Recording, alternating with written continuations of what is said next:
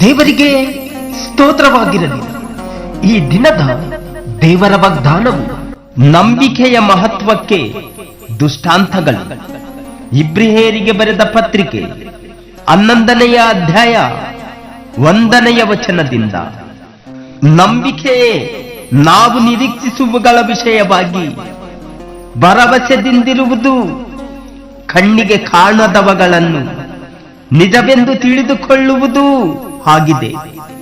ನಮ್ಮ ಪೂರ್ವಿಕರು ನಂಬಿಕೆ ಉಳ್ಳವರಾಗಿದ್ದರಿಂದಲೇ ಒಳ್ಳೆಯ ಹೆಸರನ್ನು ಹೊಂದಿದರು.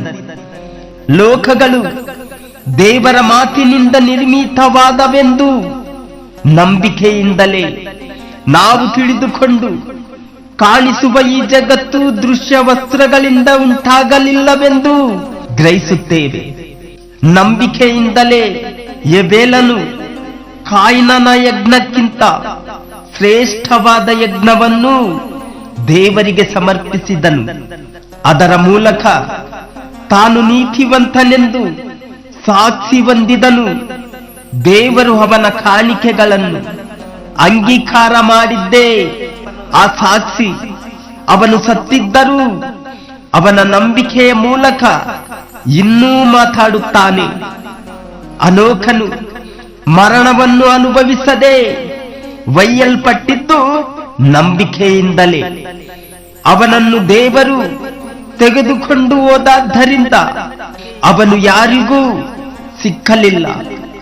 ಅವನು ಒಯ್ಯಲ್ಪಡುವುದಕ್ಕಿಂತ ಮೊದಲು ದೇವರಿಗೆ ಮೆಚ್ಚುಗೆಯಾದವನಾಗಿದ್ದಾನೆಂದು ಸಾಕ್ಷಿ ಉಂಟು. ಆದರೆ ನಂಬಿಕೆ ಇಲ್ಲದೆ ದೇವರನ್ನು ಮೆಚ್ಚಿಸುವುದು ಅಸಾಧ್ಯ. ದೇವರ ಬಳಿಗೆ ಬರುವವನು ದೇವರು ಇದ್ದಾನೆ ಮತ್ತು ತನ್ನನ್ನು ಹುಡುಕುವವರಿಗೆ ಪ್ರತಿಫಲವನ್ನು ಕೊಡುತ್ತಾನೆ ಎಂದು ನಂಬುವುದು ಅವಶ್ಯ.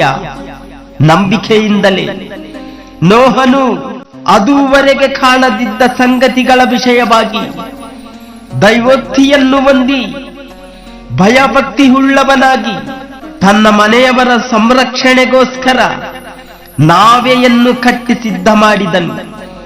ಅದರಿಂದ ಅವನು ಲೋಕದವರನ್ನು ದಂಡನೆಗೆ ಪಾತ್ರರೆಂದು ನಿರ್ಣಯಿಸಿಕೊಂಡು ನಂಬಿಕೆಯ ಫಲವಾದ ನೀತಿಗೆ ಬಾಧ್ಯನಾದನು.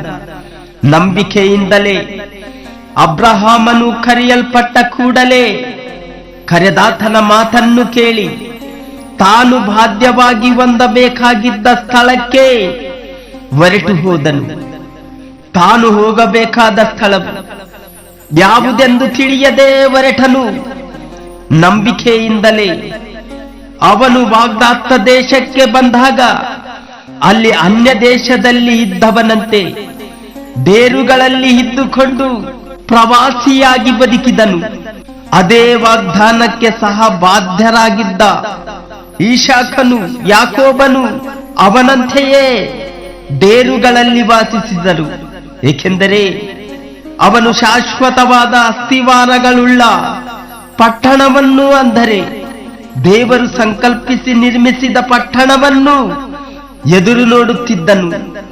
ಇದಲ್ಲದೆ ಸಾರಳು ವಾಗ್ದಾನ ಮಾಡಿದಾತನನ್ನು ನಂಬತಕ್ಕವನೆಂದೆನಿಸಿ ತಾನು ಪ್ರಾಯ ಮೀರಿದವಳಾಗಿದ್ದರೂ ನಂಬಿಕೆಯಿಂದಲೇ ಗರ್ಭವತಿಯಾಗುವುದಕ್ಕೆ ಶಕ್ತಿ ಹೊಂದಿದಳು.